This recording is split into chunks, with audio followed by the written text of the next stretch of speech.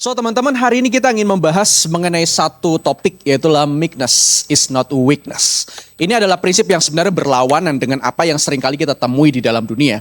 Dan teman-teman, bagaimana kita bisa memahami sebenarnya kelemah lembutan itu sebenarnya tidak ada kaitannya dengan yang namanya kelemahan.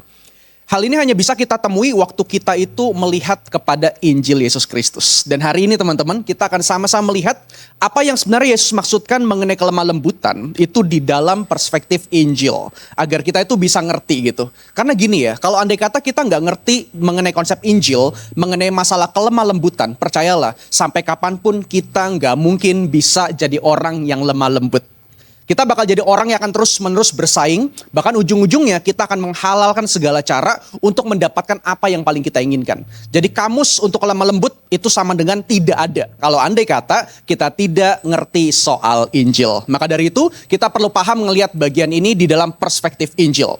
Teman-teman, saya tertarik untuk membahas mengenai apa yang Yesus katakan di dalam Matius 5 ayat 5. Sama-sama kita baca ayat ini sama-sama yuk. 1, 2, 3. Berbahagialah orang yang lemah lembut karena mereka akan memiliki bumi. Teman-teman, saya perlu mengutip apa yang sebenarnya dituliskan di dalam kata Yunani dari kata lemah lembut ini. Teman-teman, kalau kita melihat kata lemah lembut di dalam kata Yunani itu digunakan kata praus. Jadi praus itu artinya sebenarnya ramah, tidak suka membalas, tetapi juga tidak pasif. Jadinya tuh orangnya tuh pokoknya ramah ya, dia gak mau membalas apapun, tapi juga tidak diem-diem aja. Ada sesuatu yang aktif yang dilakukan. Dan yang kedua artinya bukan kelemahan, melainkan sebuah kekuatan di bawah kendali yang sukarela. Jadi orang yang lemah lembut itu tidak ada kaitannya dengan yang namanya orang yang gak bisa ngapa-ngapain. Jadi lemah lembut itu bukan berarti teman-teman lemah ya. Jadi jangan salah paham. Lemah lembut itu beda sekali dengan teman-teman lemah. Lemah lembut itu artinya apa? Teman-teman itu sebenarnya bisa punya kekuatan tapi ingin belajar menundukkan di bawah kendali Tuhan dengan sangat sukarela. Itu namanya orang yang lemah lembut. Sekalipun dia punya kekuatan, dia punya pengaruh, dia punya sesuatu yang bisa dia lakukan, tapi dia tahu gitu loh bahwa dia nggak boleh lakukan titik ini. Dan itulah yang namanya lemah lembut dari definisi kata praus. Dan juga bukan kehilangan kekuatan, melainkan menyalurkan kekuatan secara sadar. Teman-teman, di dalam konteks klasik sebenarnya, kata praus ini itu biasanya dipahami dan dikenal dengan beberapa contoh. Contoh yang pertama dipakai untuk sebuah kuda yang buas yang sebenarnya udah dijinakan. Teman-teman tahu kuda ya? Kuda tuh tenaga itu gede banget gitu loh. Tenaga kuat. Jadi kuda itu waktu dijinakan sebenarnya dia itu bisa nendang gitu loh. Bisa nendang pelatihnya, dia bisa mengoyakkan semua yang ada di badannya. Sebenarnya dia bisa. Tapi waktu kuda tuh udah dimulai dikasih pelana gitu ya. Dikasih kekang begitu. Dia itu mulai apa? Tertunduk. Padahal dia kuat teman-teman. Itu artinya lemah lembut. Sekalipun dia punya kekuatan pengen melakukan sikut kanan sikut kiri. Tapi dia penuh dengan kesadaran. Dia gak boleh lakukan itu. Makanya akhirnya kuda itu bisa dikendalikan. Itu orang yang lemah lembut. Bukankah ini salah satu masuk di dalam buah roh, betul? Ya kan? Kelemah lembutan, amin. Dan saya percaya betul kalau kita paham ini dengan lebih dalam, kita akan lebih sukarela sih untuk lemah lembut. Karena terkadang permasalahannya apa? Kita nggak pernah mau sukarela untuk lemah lembut. Betul nggak? Coba tanya kiri kanannya, kamu sukarela nggak buat lemah lembut? Terkadang kita nggak bisa. Waktu kita merasa jadi orang yang lemah lembut, kita merasa dikondisikan, kita akan merasa apa? Malah kita bakal disikut kiri kanan, kita akan menerima apa? Aduh, sesuatu hal yang buruk buat hidup kita. Teman-teman, contoh yang kedua dari kata praus, itu sebenarnya dipakai untuk kata dalam konteks angin sepoi-sepoi ya. Jadi dalam konteks klasiknya dipakai kata angin sepoi-sepoi. Jadi itu kayak angin itu kayak punya kekuatan teman-teman. Angin punya kekuatannya besar, tetapi angin itu tuh dengan lembut mengalir untuk apa? Untuk membuat kita tuh jadi apa? Adem begitu loh. Teman-teman, makanya kalau angin tuh ya, kalau misalkan anginnya benar-benar gede, angin tuh bisa menghancurkan apapun. Setuju enggak? Makanya orang takut banget sama angin. Jadi kata praus ini dipakai kata lemah lembut. Itu artinya apa? Kayak angin yang punya kekuatan yang besar.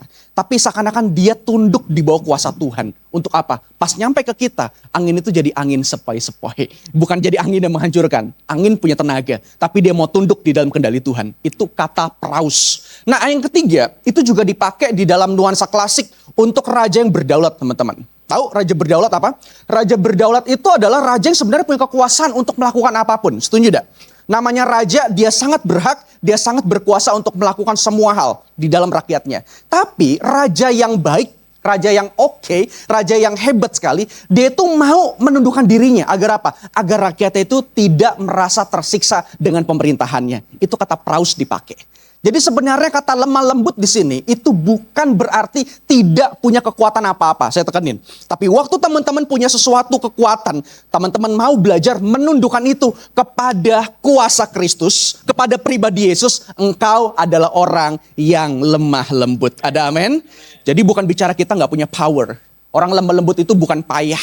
Bukan lemah gitu loh. Enggak, dia punya kekuatan. Tapi dia sengaja untuk tidak mau menggunakan itu. Dan teman-teman, itu kaitannya kuat banget dengan pribadi Yesus. Waktu Yesus ada di dalam dunia.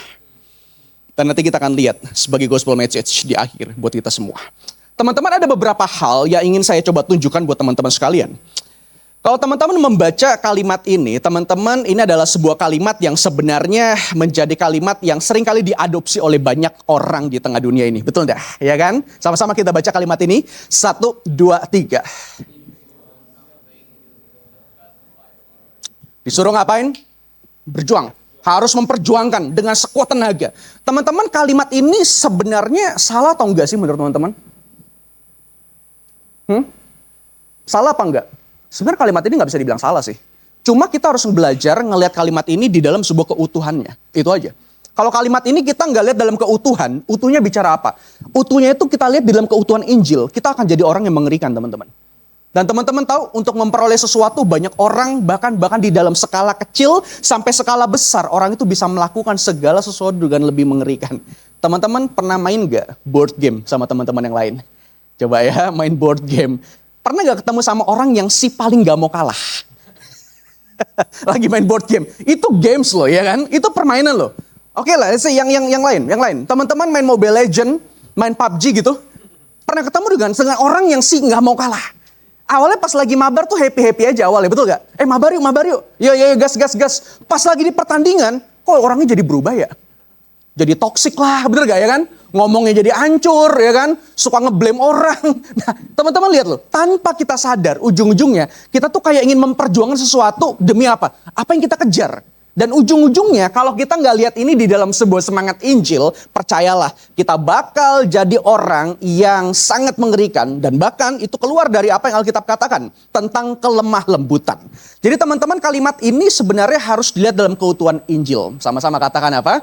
Keutuhan Injil. Karena di dalam Injil kita juga nggak jadi orang yang males. Ada amin? Ya kan, waktu kita tahu Yesus sudah mati buat kita nggak jadi orang yang pasif, teman-teman. Kalau gitu ya udahlah, saya santai-santai aja sampai nanti saya mati, toh saya masuk surga. Enggak, Injil akan selalu menggerakkan kita di dalam Roh Kudus. Agar apa? Agar kita bergerak aktif. Jadi tetap ada perjuangan dalam diri kita, tapi fokus perjuangannya bukan demi kita, tapi karena apa yang sudah Yesus kerjakan untuk setiap kita. Itu lensa yang paling tepat untuk melihat ini. Dan teman-teman, kalau kita lebih dalam lagi untuk membedah kalimat ini, kemarin saya ketemu dengan satu tulisan dari TGC, Gospel Coalition, The Gospel Coalition. Tulisan dari David Murray. Dia bilang begini, jika fokus kita hanya mengejar harta, kekuasaan, dan kesenangan, kita pasti akan melakukan kekerasan dengan cara apa? Menipu awalnya, berbohong awalnya, lalu naik levelnya jadi mencuri, bisa akhir naik lagi menindas, bahkan membunuh demi mendapatkan apa yang diinginkan. Teman-teman, ini adalah kalimat yang sebenarnya membuat kita tuh menjadi mengerti bahwa sebenarnya waktu kita itu ngelihat dengan apa yang dunia tawarkan buat kita. Kalau fokus kita hanya mengejar harta, kekuasaan, kesenangan, kita ujung-ujungnya pasti akan melakukan sebuah kekerasan. Itu sudah pasti. Makanya kita harus memperbaiki dulu nih lensanya dulu, gini loh. Bukan artinya teman-teman gak boleh berjuang. Saya percaya betul teman-teman harus selalu berjuang. Ada amin? Apalagi kondisi kita itu dari keluarga yang berbeda-beda. Ada orang yang dari keluarga yang mungkin kurang mampu dalam masalah ekonomi. Lalu dia dikasih tahu sama mamanya, kamu nanti kalau gede ya, ingat kata mama ya, kata papa ya, kamu harus jadi orang ya. Ya. Emangnya sekarang anak monyet? Gitu kan, tapi orang tua sering banget ngomong begitu sama anaknya, betul gak? Ada orang tua yang lain bilang begini, mama sih berdoa ya, papa sih berdoa ya. Itu kamu tahu ya, orang-orang yang dulu menghina kita ya, semoga Tuhan kasih umur panjang. Kenapa tahu gak? Biar nanti dia ngelihat kita sukses dan dia tercengang dengan apa yang kita lakukan. Teman-teman, pertanyaannya bisa sukses gak? Bisa berjuang gak? Bisa keren gak? Bisa. Tapi kalau fokusnya hanya untuk mencari sebuah penerimaan, gue percaya betul kita bakal jadi orang yang bisa menghalalkan kekerasan, teman-teman. Dan kita bakal jadi orang yang tidak punya kelemah lembutan di depan banyak orang lain. Karena pengejaran kita cuma di situ. Demi apa? Demi saya, dan demi saya. Dan itu begitu mengerikan. Saya jadi ingat dengan apa yang Tim Keller katakan tentang root idols. Ini menjadi sebuah akar dari berhala sebenarnya. Teman-teman, Tim Keller itu memberikan sebuah konsep yang luar biasa menariknya. Waktu orang itu jatuh ke dalam dosa. Jadi sebenarnya dosa itu kan sifatnya kan sangat luas sekali.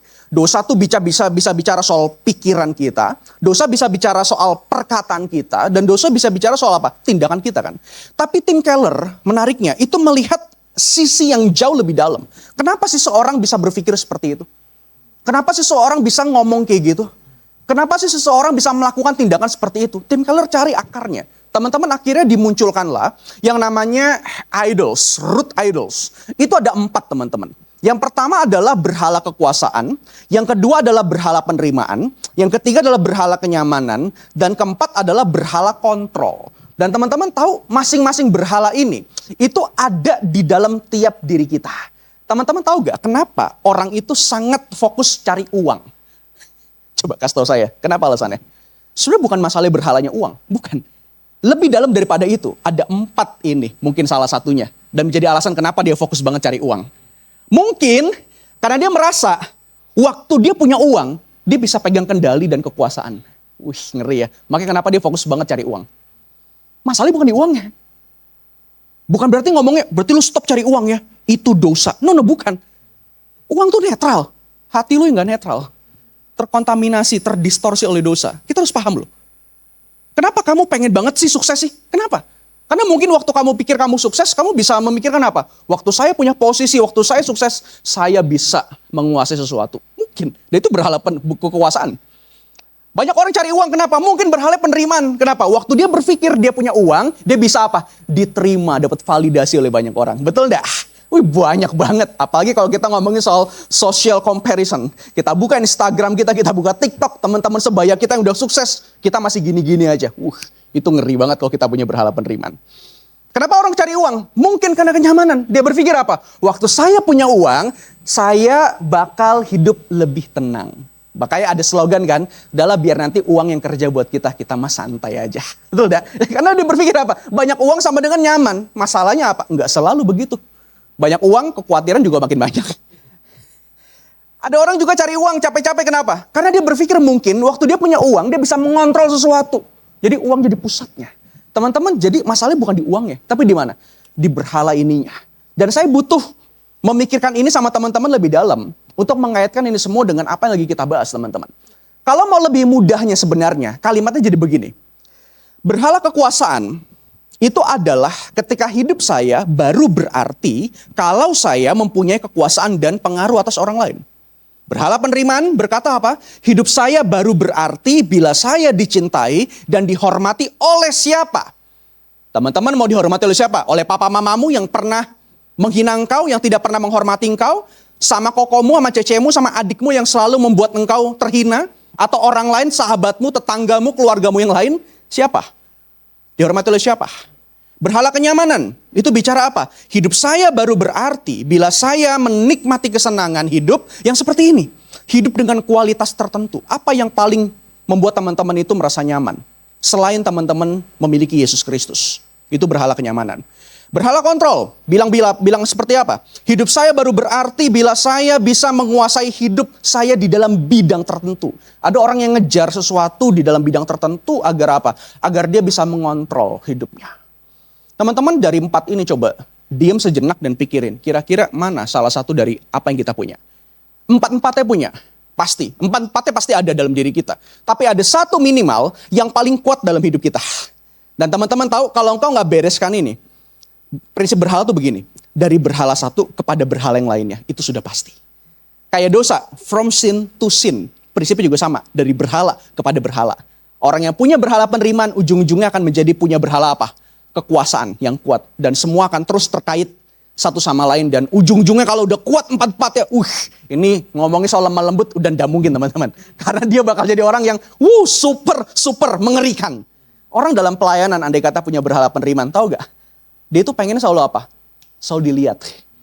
Pengen selalu dibilang thank you ya pelayanannya. Andai kata Pastor John lupa salamin dia thank you pelayanannya hari ini, orang yang punya berhala penerimaan akan bilang apa? Aduh, Pastor John mah pilih-pilih orang. Cuma ngelihat orang yang itu doang, saya mah gak pernah dianggap begitu kan. Oh, yang bermasalah siapa? Mungkin dia lupa gitu kan. Mungkin pastor lupa begitu. Enggak semua kita bisa ingat tiba-tiba ada orang ngomong kita bisa teralihkan begitu. Masalahnya bukan di dia, tapi di siapa? Di orang yang punya berhala. Di gereja ada kata orang punya berhala kekuasaan, dia gak pernah tuh mau jadi pelayanan biasa. Dia pengen jadi apa? Selalu pengen jadi leader. Karena dia merasa apa? Waktu dia menjadi leader, dia bisa menguasai banyak hal. Dan ujung-ujung buat siapa? Buat dirinya. Bukan kemuliaan nama Tuhan. Dan itu mengerikan. Teman-teman tahu apa kaitan ini semua dengan kelemah lembutan? Coba lihat. Ini adalah daftar dari salah satu buku Tim Keller yang judulnya The Gospel in Life. Gospel in Life. Ini salah satu daftar yang saya pikir cukup lengkap dan cukup oke untuk kita bahas sama-sama. Tapi saya tidak akan bahas secara rinci teman-teman. Saya cuma akan menunjukkan kepada teman-teman kata-kata yang saya kasih orange saja. Teman-teman lihat, kalau kita itu fokusnya mencari kekuasaan, mimpi terburuk orang yang mencari kekuasaan, itu adalah dipermalukan. Jadi orang ini bakal takut banget gitu loh. Ini mimpi terburuknya dipermalukan. Dan teman-teman tahu, waktu dia punya mimpi terburuk dipermalukan, jangan pernah berpikir berhala itu hanya akan menggerogoti diri kita sendiri. Tapi berhala itu juga akan membuat orang lain yang ada di sekeliling kita itu merasakan apa yang sebenarnya lagi kita kejar dalam hidup. Makanya gini, waktu orang yang punya berhala kekuasaan, dia takut dipermalukan, dia ujung-ujungnya akan ngapain? Memanfaatkan orang. Wah, ini ngeri. Orang yang punya berhala kekuasaan akan selalu memanfaatkan orang. Demi apa? Biar dirinya itu bisa mencapai sesuatu yang dia inginkan. Dan waktu dia memanfaatkan orang, mau ngomong soal lemah lembut, itu udah gak mungkin sama sekali. Dia mungkin akan mengondisikan orang. Dia mungkin akan memaksa orang. Untuk apa? Untuk agendanya sendiri. Dan ujung-ujungnya, masalah emosinya apa? Of course itu bicara kemarahan. Kalau dia nggak mendapatkan apa yang dia mau, makanya orang yang punya berhala kekuasaan akan langsung jadi orang yang sangat-sangat murka. Jadi bakal marah-marah. Ada gak orangnya di sini teman-teman? Coba lihat kiri kanan, ngintip dulu kiri kanan. Ada gak orangnya di sini? Dia kalau nggak menang nih, main game nih, marah-marah dia, ngeblame orang dan lain sebagainya. Kenapa? Ya udah, lu mau ngomongin lemah lembut, nggak mungkin, nggak mungkin sama sekali. Ngeri ya. Penerimaan. Mimpi terburuk orang yang punya berhala penerimaan adalah apa? Sama-sama katakan ditolak. Kita nggak usah bahas terperangkapnya, kita nggak usah bahas penakutnya. Tapi percayalah, waktu orang itu merasa ditolak, dia akan berusaha gimana pun caranya untuk bisa diterima sesuai dengan apa yang dia bisa lakukan. Itu ngeri sekali. Kenyamanan. Orang yang punya berhala kenyamanan, mimpi terburuknya apa? Dia takut dituntut, dia takut stres. Makanya kelihatan banget nih. Kalau di gereja paling gampang ngukurnya. Ada gak orang yang sebenarnya kompeten banget buat pelayanan begitu ya. Tapi diajak buat pelayanan selalu bilang apa? Aduh, jangan dulu deh. Jangan sekarang deh. Nanti aja deh. Nanti kapan tunggu Tuhan Yesus datang? Terlambat. Ada orang yang fokusnya gitu, betul deh kan? Nanti aja. Padahal kita lihat dia punya kemampuan, dia punya skill dia nih. Dia orang skillful nih, tapi gak pernah mau begitu. Teman-teman tahu kenapa? Jangan-jangan orang ini punya berhala kenyamanan. Karena buat dia apa? Udahlah yang penting datang gereja, duduk manis, dengar khotbah, ya kan? Pulang dengan sukacita, puji Tuhan, amin. Orang yang modelnya seperti ini aja, gak mau dituntut. Dan teman-teman tahu, orang-orang yang punya berhala kenyamanan bukan cuma dia itu gak mau ngomongin sama orang lain. Orang lain akan merasa apa? Diabaikan sama dia. Itu sudah pasti. Orang yang punya berhala kenyamanan gak bakal mau peduli sama orang lain. Ngomong sama lemah lembut, gak mungkin sama sekali. Orang itu gak bakal peduli. Orang yang punya masalah di kiri kanannya, dia gak bakal peduli dengan itu semua, percayalah. Berhala kontrol, yang terakhir.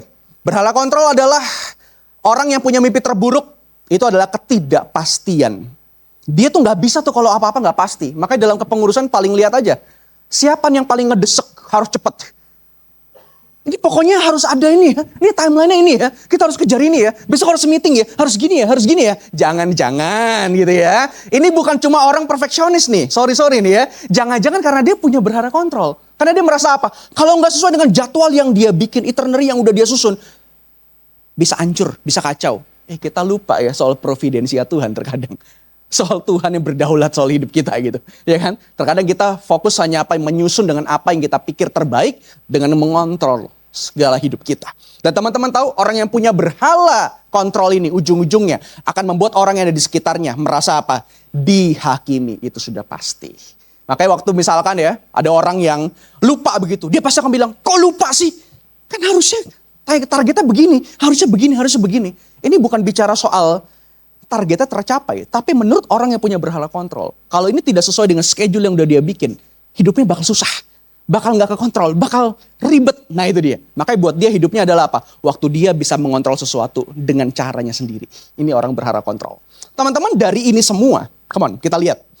Ini semua terkait satu sama lain, teman-teman. Dan perhatikan, semua berhala yang ada di kiri kita ini, itu pasti akan punya dampak kepada orang lain. Entah itu dimanfaatkan, dimarahin, diabaikan, atau dihakimi. Dan semua bentuk yang kita lihat ini sebenarnya ingin ngajarin kita satu hal. Semua bentuk ketidaklembutan yang muncul adalah ekspresi dari berhala diri. Dan kita bisa mengukurnya melalui apa? Apa sih mimpi terburuk kita? Apa sih masalah emosi kita?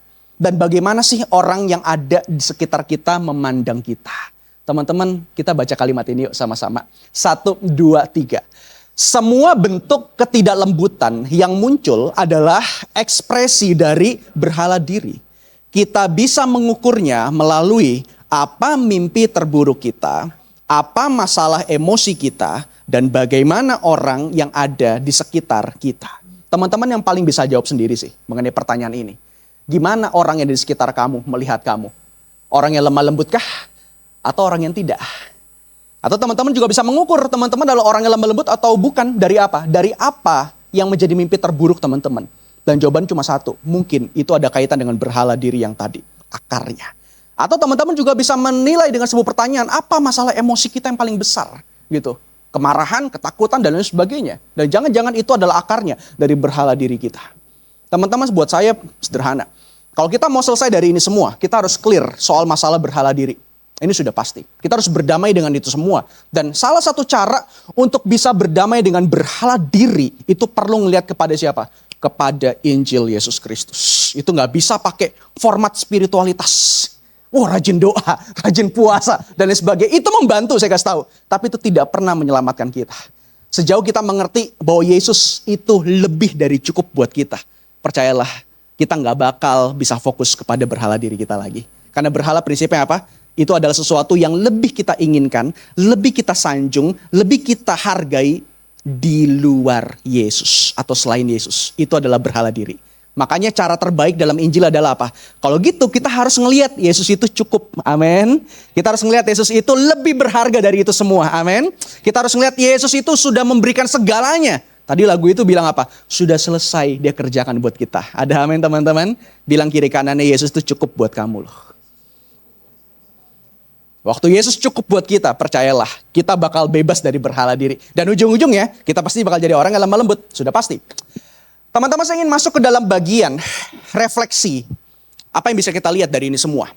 Di tengah nilai dunia dan berhala diri yang membentuk kita untuk tidak lembut, kita perlu kembali kepada kelembutan Injil. Sama-sama teman-teman kita katakan 1, 2, 3. Di tengah nilai dunia dan berhala diri yang membentuk kita untuk tidak lembut, kita perlu kembali kepada kelembutan Injil. Teman-teman, kita perlu balik lagi kepada apa? Kepada kelembutan Injil. Ingat loh, kita itu digempur dari dua hal kan? Jadi orang yang tidak lemah lembut dari apa? Dari nilai dunia yang tadi. Kita harus berjuang, akhirnya ujung-ujung kita nggak lemah lembut. Dan teman-teman tahu, berhala diri yang akhirnya membentuk kita dari dalam untuk tidak lemah lembut. Jawabannya cuma satu. Kita perlu kembali kepada kelembutan Injil. Teman-teman, ada dua refleksi yang ingin saya bagikan buat kita. Refleksi yang pertama. Boleh dibantu? Oke, refleksi yang pertama sama-sama kita katakan yuk. 1, 2, 3. Kelemah lembutan dimulai dari kesadaran akan Injil. Teman-teman, sebenarnya cara untuk bisa lemah lembut itu startnya itu dari sini. Teman-teman harus punya kesadaran akan Injil. Kalau teman-teman gak punya kesadaran akan Injil, teman-teman akan percuma untuk berjuang jadi orang yang lemah lembut. Teman-teman gak bakal nih pulang dari tempat ini ya. Andai kata saya doain sekalipun ya, teman-teman akhirnya bilang apa? Karena saya udah didoain sama pastor, saya bakal jadi orang lemah lembut. Dan saya akan berjuang buat hal itu. Teman-teman mustahil, gak bakal bisa. Kenapa? Karena teman-teman lompat kepada tangga yang langsung ke tengah. Gitu loh. Jadi support dari pastor gitu, doa dari pastor, lalu juga serangan dari pastor ya untuk teman-teman semua. Biar ayo kita harus lemah lembut, kita harus berjuang sama-sama. Itu tangga kesekian. Teman-teman gak mungkin bisa lompat ke tangga sekian kalau teman-teman gak pernah lewat tangga yang kecil terlebih dahulu. Dan saya sebut ini sebagai baby step-nya dulu. Lalu baby step-nya apa? Ya ini dia, kesadaran akan Injil. Teman-teman sebenarnya kalau kita ngomongin soal Injil, ya, Injil tuh bicara apa sih? Tim Keller bilang begini, the gospel is good news. It is not something we do, but something that has been done for us. Kita katakan sama-sama 1, 2, 3. The gospel is good news. It is not something we do, but something that has been done for us. Ada amin teman-teman? Injil itu sebenarnya sederhana loh ya. Kenapa dikatakan kabar baik? Kenapa good news? Karena bukan berbicara mengenai sesuatu yang bisa kita lakukan. Injil itu bukan bicara tentang kita bisa apa. Tapi Injil pada prinsipnya berbicara mengenai apa yang sudah Yesus kerjakan dengan sempurna untuk setiap kita. Itu Injil. Nggak boleh lupa. Dan buat saya selalu bilang sama anak-anak yang saya bina di gereja, saya bilang begini. Injil itu selalu bicara 2 hal. Yang pertama, kita yang berdosa. Sama-sama katakan apa? Kita yang berdosa. Tapi Injil juga bicara yang kedua. Waktu kita berdosa, kita tahu ada Tuhan yang mencari setiap kita. Itu Injil teman-teman. Nggak ada yang lain. Injil itu bukan bicara soal kita harus baca Alkitab tiap hari biar diterima oleh Allah. No, itu bukan Injil. Itu bukan Injil. Itu respon Injil. Jadi kita harus bedain nih, esensi Injil sama respon Injilnya. Kalau ngomong soal esensi Injilnya, cuma 2. Yang pertama tadi apa? Tentang kita berdosa. Sama-sama lebih keras katakan apa? Kita berdosa. Yang kedua apa? Kita yang berdosa dicari oleh Tuhan. Amin. Itu Injil sebenarnya. Nah, waktu ngomongnya soal kelemah lembutan, kenapa makanya start kita itu hanya boleh dilakukan ketika kita itu punya kesadaran akan Injil. Teman-teman kalau kita melihat konteks dari ucapan bahagia tadi. Teman-teman kemarin udah bahas 2 ini. Betul ya? Tentang ayat 3 dan ayat 4. Saya membaca satu tulisan dari satu buku tentang khotbah di bukit. Siapa penulisnya? Saya agak lupa, sorry. Saya agak lupa. Tapi pas saya baca, menariknya penulis ini, itu tuh bilang begini teman-teman. Ayat 5, ucapan bahagia yang tadi, agar kita lemah lembut, itu tidak pernah bisa lepas dari ayat 3 dan ayat 4. Oh ini menarik sekali. Jadi ini sebenarnya gak terpisah satu dengan lainnya. Waktu teman-teman belajar di week yang pertama mungkin tentang miskin di hadapan Allah. Lalu week berikutnya tentang apa? Berduka cita. Teman-teman gak pernah bisa melepaskan itu yang kelemah lembutan. Kalau buat saya, kelemah lembutan itu tuh digantung dari apa? Miskin di hadapan Allah, lalu berduka cita, lalu bisa muncul yang namanya apa? Kelemah lembutan. Itu digantung di 2 ini teman-teman. Maksudnya apa? Teman-teman pas saya lebih selidiki lebih dalam, sebenarnya miskin di hadapan Allah ini bukan berbicara mengenai hal-hal yang material. No, bukan itu. Sekalipun nanti aplikasinya mungkin bisa nyerempet ke arah sana. Kita nggak boleh khawatir kalau andai kata kita menderita demi Yesus. Yes, betul. Itu betul. Tapi teman-teman harus ingat esensi awalnya. Ini tentang kerajaan sorga. Jadi Yesus itu sebenarnya ingin menekankan yang paling pertama, yang paling basic itu adalah apa? Tentang hal rohani dari hal ini semua. Jadi miskin di hadapan Allah, ini bicara soal apa? Miskin rohani sebenarnya awalnya. Sekalipun nanti aplikasinya ditariknya pasti kepada bicara soal apa? Penderitaan demi mengikuti Yesus. Itu sudah pasti arahnya ke sana. Tapi jangan pernah lupa, miskin yang dimaksud oleh Yesus pertama kali yang harus jadi bondingnya adalah apa? Miskin cara rohani. Lalu berbahagia orang yang berduka cita. Ini duka cita tentang apa? Ini bukan bicara soal perasaan. Tapi tentang apa? Dosa. Bukan itu sudah dibahas kemarin, ya kan? Tentang dosa. Jadi semua itu bicara soal apa? Hal yang rohani. Miskin secara rohani dan kita berduka cita di dalam dosa. Makanya ketika ini digantungkan di 2 ini, kita bisa ngelihat kita harus selalu menyadari kemiskinan kita di hadapan Allah. Di bandul yang satu lagi, kita harus selalu apa? Berduka cita atas dosa. Dan teman-teman tahu dua hal ini akhirnya yang membentuk kita bisa jadi pribadi yang lemah lembut. Orang yang lemah lembut adalah orang yang paling sadar bahwa dirinya sebenarnya adalah orang yang miskin di hadapan Allah. Dia jadi gak punya agenda gitu dalam hidupnya. Teman-teman bisa, tadi kita lihat dari awal, kenapa orang jadi orang yang gak lemah lembut? Jawabannya cuma satu kan? Karena dia punya agenda kok. Dia merasa ada suatu hal yang harus dikejar dari dirinya. Dia merasa orang itu harus hormati dia gitu loh. Dia merasa dia harus dapat ini gitu. Dia harus merasa ini dan itu. Makanya dia akhirnya jadi orang yang gak lemah lembut. Itu bicara soal motivasi. Dan bagaimana kita bisa memangkas motivasi yang tidak berpusat kepada Injil itu buat hidup kita. Waktu teman-teman sadar betapa miskin yang engkau di hadapan Allah. Dan waktu engkau bisa hadir hari ini. Dan engkau bisa mengusahakan apa yang sebenarnya Tuhan lagi kasih buatmu. Itu adalah anugerah terbesar buat kita. Orang yang lemah lembut adalah orang yang ngerti bahwa dirinya adalah orang yang sebenarnya gak ada apa-apanya di hadapan Tuhan. Makanya waktu dia hidup ketemu sama orang-orang lain yang tidak sempurna juga, dia gak berhak untuk kasar. Kenapa? Kita sama-sama berobat jalan, bos. Betul gak? Kenapa gue gak bisa terima kegagalan lo? Kenapa gue gak bisa terima kesalahan lo? Kenapa gue nuntut lebih? Ya karena terkadang kita itu merasa kita di atas mereka. Makanya kita gak bisa lemah lembut. Coba bayangin aja, kita punya adik gak di rumah? Lu siksa gak adek lu? Kenapa lu sering suruh adek lu? Kenapa lu gak suruh papa mama lu? Karena lu merasa lu lebih dari adek lu kan? Gua koko, gua cece, gua abang gitu kan? Gua kakaknya. Dia masih bocil. Beliin gue ini, beliin gue ini. Ya, ambilin gue ini. Kenapa gitu? Kenapa kita gak lembut sama adek kita? Karena kita selalu merasa kita ada di atasnya. Konsep Injil memporak-porandakan itu. Gak ada satupun yang lebih di atas satu dengan yang lain. Saya sekalipun, Pastor John sekalipun kami punya gelar pastor, itu gelar kehormatan loh. Bukan menandakan kami lebih suci, lebih oke dari teman-teman. Dah, saya bisa jatuh, pastor bisa jatuh. Dan kita semua prinsipnya selama masih ada dalam dunia ini, kita jadi orang yang terus-menerus butuh Injil teman-teman. Sama-sama katakan apa? Butuh Injil. Bilang kiri kanannya, kamu butuh Injil. Inilah yang akhirnya membuat kita bisa memahami gitu loh. Menyadari kemiskinan dan terus berduka cita atas dosa kita. Maka dari itu saya bilang begini. Teman-teman lihat ya. Kelemah lembutan itu kan ada dua ya. Kalau mau dipecah katanya ya. Lemah dan lembut. Sederhana gini ya. Gimana bicara biar kita bisa lemah? Biar kita bisa lembut.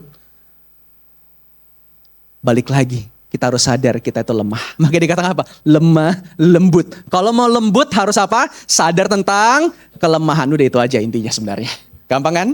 Nah, tapi harus dibalut dalam Injil. Kita hanya akan lembut ketika menyadari betapa lemahnya diri kita. Sama-sama katakan teman-teman. Kita hanya akan lembut ketika menyadari betapa lemahnya diri kita. Teman-teman, ada satu tokoh. Rata-rata penafsir itu kutip inilah ya. Bilangan 12 ayat 3. Siapa tokohnya? Musa. Kita baca ayatnya. 1, 2, 3. Adapun Musa ialah seorang yang sangat lembut hatinya. Lebih dari setiap manusia yang ada di atas muka bumi. Ini keren sih ayatnya. Saya pertama kali pas baca ini, gila ya. Musa ini punya sebuah apa ya? Punya sebuah sandangan gitu. Yang dikasih gitu. Dikatakan apa? Dia orang yang bukan cuma lembut ya, tapi apa? Sangat. Kalau sangat artinya apa sih? Banget gitu loh. Lebih. Kita ngomong orang, lu lemah lembut ya orangnya gitu kan. Itu biasa aja. Tapi kalau ngomong sangat lemah lembut, berarti ini melebihi apa yang seharusnya. Dan itu dikasih ke Musa. Teman-teman tahu gak? Menurut teman-teman, Musa tuh orang lemah lembut apa enggak sebenarnya? Gini ya, ayat ini ditulis di Bilangan 12 ayat 3. Itu punya konteks dan nanti saya kasih tau konteksnya apa. Tapi saya pengen ngajak teman-teman mikir dulu. Emangnya iya Musa tuh orang yang lemah lembut, sangat lemah lembut awalnya? Enggak teman-teman. Tahu gak sih?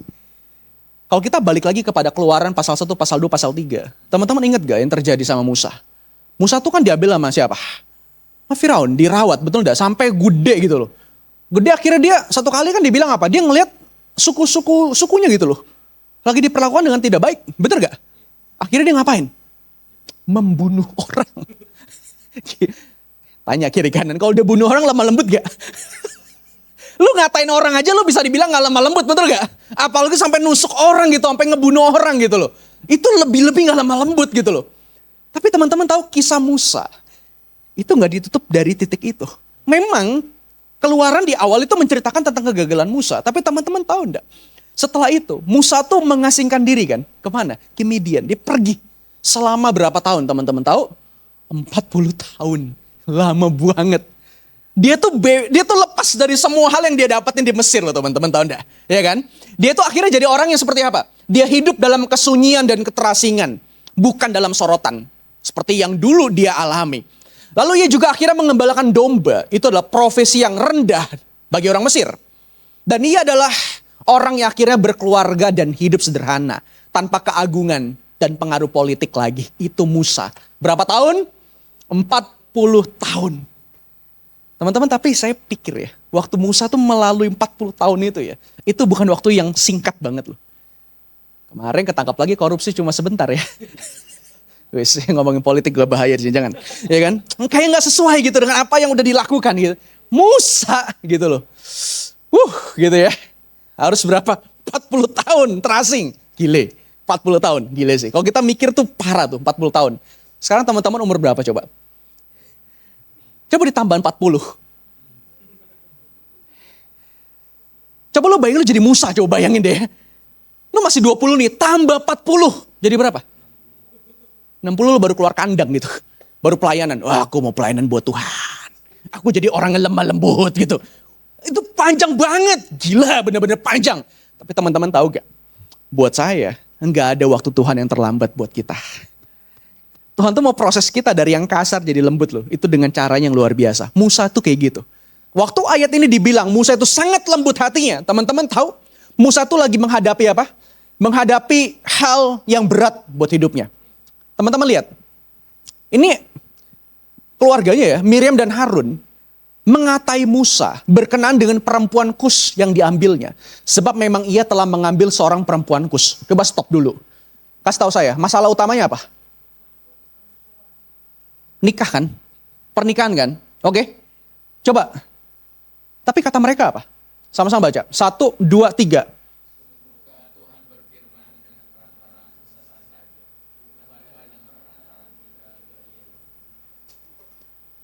Yang ditanya sama masalahnya sama gak sih sebenarnya? Beda lah teman-teman, tahu gak? Ini masalahnya soal apa? Pernikahan, ya kan? Tapi yang dipermasalahin sama si Miriam sama Harun gitu, tentang apa? Emangnya Tuhan makainya Musa doang? Pakai kita juga bisa.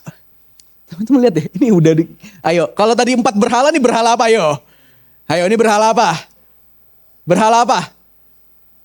Kekuasaan. Apalagi satu lagi ada penerimaan. Yes, 2. Ya kan? Karena mereka merasa apa? Si Miriam sama si Harun merasa apa? Wah, dia punya berhala kekuasaan. Emangnya mimpin harus Musa banget ya? Gue juga bisa, kita juga bisa. Bener gak? Abang-abangannya gitu loh. Kakak-kakaknya lebih harusnya. Wow, balik lagi kan? Konsep kakak lagi kan? Lebih gitu loh. Penerimaan juga sama. Ini mengintip semua nih di sini. Tapi teman-teman tahu, kalau Musa yang lama diserang begini, bisa bayangin gak? Kira-kira Musa bakal responnya seperti apa? Musa yang dulu, 40 tahun yang lalu. Kasih tahu saya, kira-kira Musa ngapain?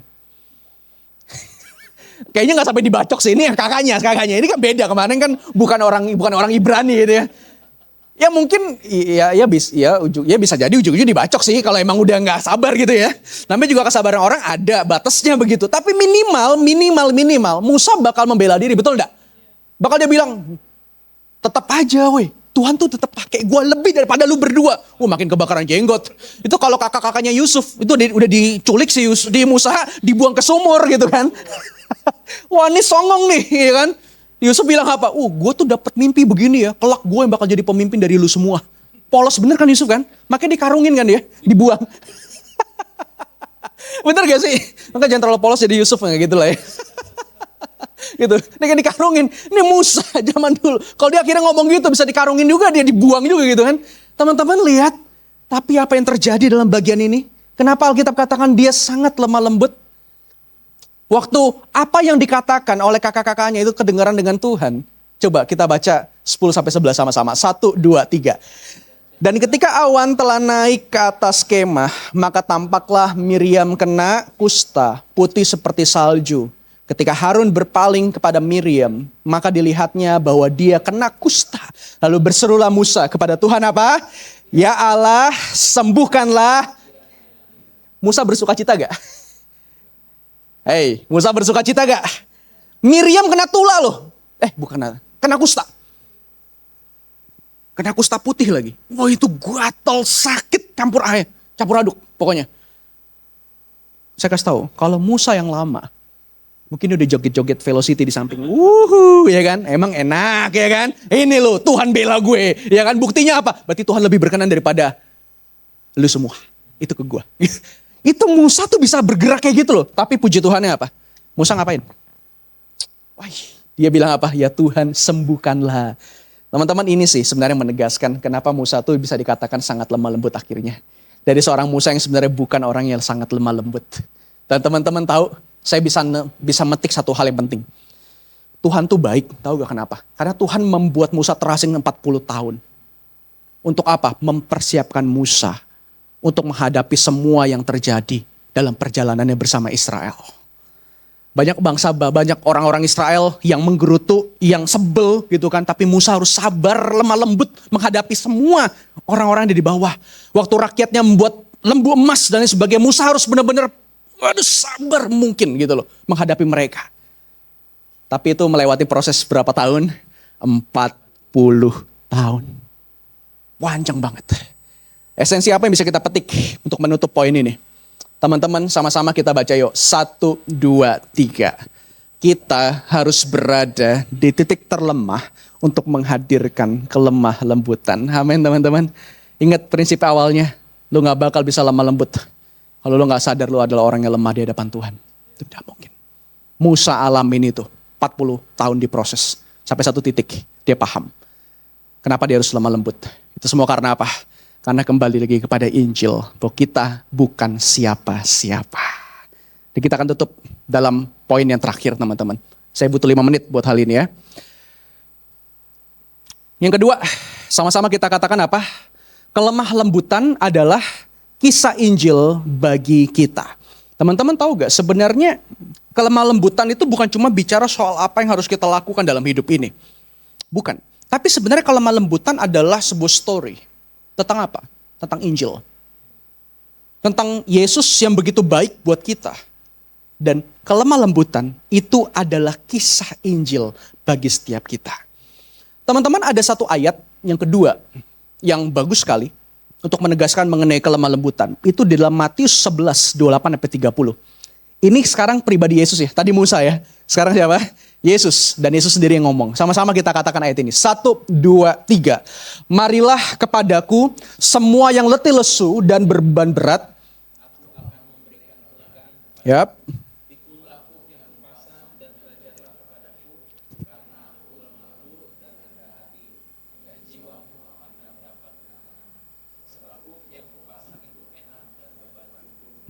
Teman-teman tahu konteksnya ini apa? Waktu Yesus sendiri mengatakan apa? Aku lemah lembut. Dan kamu akan mendapat apa? Ketenangan. Konteksnya apa?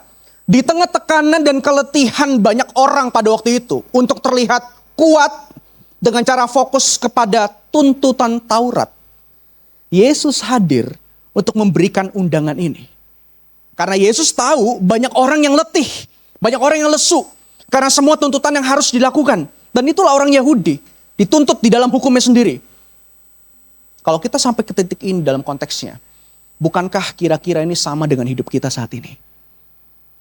Mungkin kita gak ada dalam konteks orang Yahudi. Kita gak tertuntut sama Taurat. Tapi bukankah kita juga ingin terlihat kuat di dalam setiap hal? Bukankah kita adalah orang yang ingin selalu kelihatan oke, terlihat prima, punya power di dalam segala sesuatu yang kita lakukan? Orang Yahudi dalam konteks keyahudiannya, dia pengen dipandang kuat, dipandang hebat. Dengan cara apa? Dia penuhi semua tuntutan Taurat. Kita mungkin gak usah ngomongin Taurat zaman sekarang. Tapi stop sama hidup kita hari ini. Apa yang kamu kejar? Apa yang lagi kamu fokuskan? Bukankah semuanya itu bicara soal apa? Itu soal kekuatan kita sendiri. Bukankah kita pengen terlihat kuat? Bukankah kita pengen kelihatannya oke banget? Dan teman-teman tahu, kita hanya ingin terlihat kuat, padahal kita itu sangat lemah. Sangat lemah.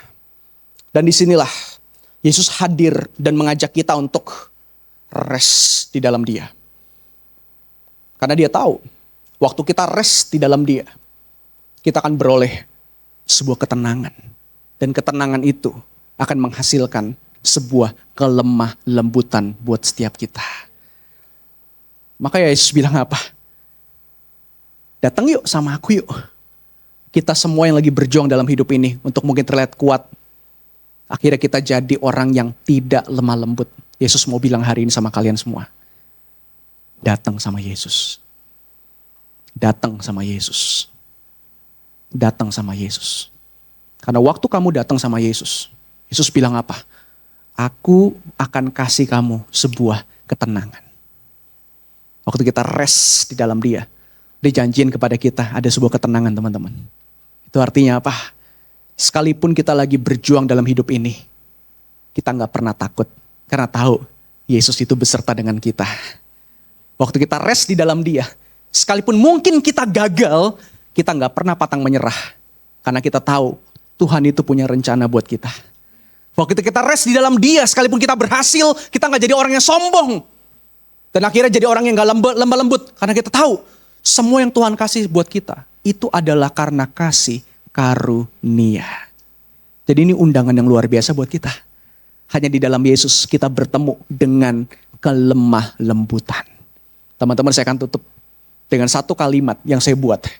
Teman-teman, kapan kita tahu bahwa Yesus itu betul-betul lemah lembut? Kapan kita bisa ngelihat Yesus lemah lembut? Waktu Dia bikin mujizat? Waktu Dia menyembuhkan mata orang yang buta? Ya mungkin iya, Dia lemah lembut. Waktu Dia lagi menyembuhkan orang yang bisu? Mungkin. Tapi buat saya puncak lemah lembut Yesus bukan di situ. Tapi tahu puncak lemah lembut Yesus ada di mana, teman-teman? Di kayu salib. Di atas kayu salib, Yesus menunjukkan apa itu kelemah lembutan. Ketika diperlakukan tidak adil, Ia tidak membalas. Sebaliknya, Ia berkata, ampunilah mereka. Teman-teman tahu ini adalah pusat dari kelemah lembutan yang Yesus tawarkan buat kita. Waktu kamu datang kepada aku, kamu rest dalam aku, kamu tahu bahwa aku adalah pribadi yang sangat lemah lembut. Apa? Bukan karena nggak punya kekuatan. Ingat definisi lemah lembut apa? Sekalipun punya kekuatan, tapi berusaha apa? Menaruh diri kita di bawah otoritas Tuhan. Dan Yesus menunjukkan dengan sempurna buat setiap kita. Waktu Dia tergantung di atas kayu salib. Sesungguhnya waktu Dia disalib, banyak tentara mungkin yang sedang ngeledekin Dia, ludahin Dia, pukul Dia. Yesus bisa di kayu salib bilang apa? Malaikat turun lebih banyak. Tombak mereka semua. Tusuk mereka semua dengan pedang. Habisin mereka semua. Yesus sangat sanggup ngomong kayak gitu. Tapi kenapa Yesus tidak berkata kepada itu kepada Bapaknya? Tapi Dia malah berkata apa? Ampunilah mereka. Teman-teman, kalau balik lagi kepada Musa, mirip gak dengan apa yang Musa ngomong tadi? Musa tadi ngomong juga apa? Sembuhkanlah Miriam. Musa itu adalah bayang-bayang dari Yesus yang sempurna. Waktu Musa diperlakukan dengan tidak lembut, tapi dia masih mau berdoa bagi kesembuhan. Yesus jauh daripada itu. Amin. Dia lebih sempurna daripada Musa. Bukan cuma dia menghendaki biar sembuh, tapi apa? Diampuni oleh Bapa. Sehingga akhirnya kita ngerti soal menerima kelegaan. Ucapan bahagia tadi dia bilang apa? Berbahagialah orang yang lemah lembut. Karena dia akan memiliki bumi. Memiliki bumi itu bukan bicara hal material. Tapi tentang apa? Surga dan hal rohani di dalamnya. Kapan kita beroleh ketenangan? Kapan kita beroleh itu semua? Waktu kita melihat kepada Yesus, sang kelemah lembutan itu sendiri buat kita. Ada amin teman-teman? Yang setuju kasih tepuk tangan yang terbaik buat Tuhan kita.